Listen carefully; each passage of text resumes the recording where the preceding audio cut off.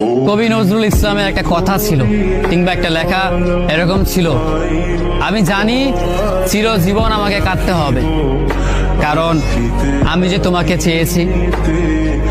আসলেই আমি যে তাকে চেয়েছি এই জন্য আমাকে সারা জীবন কাটতে হবে, কারণ আমি তাকে কোনোদিন পাবো না, আর পাইনি বলেই আমার কান্না করতে হয়।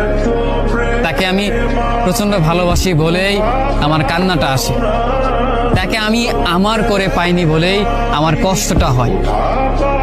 কবি নজরুল ইসলামের লেখাটা খুব দারুণ ছিল।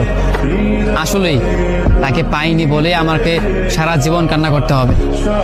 যদি সে আমার এই ভালোবাসাটা বুঝতো, আমার এই অসীম ভালোবাসাটা বুঝে আমাকে একটু বলতো যে আমি অন্যদের মতো কখনোই তোমাকে ছেড়ে যাব না, তাহলে বিশ্বাস করুন পৃথিবীতে হয়তো আমার চাইতে সুখী মানুষ আর কেউ হতে পারতো না।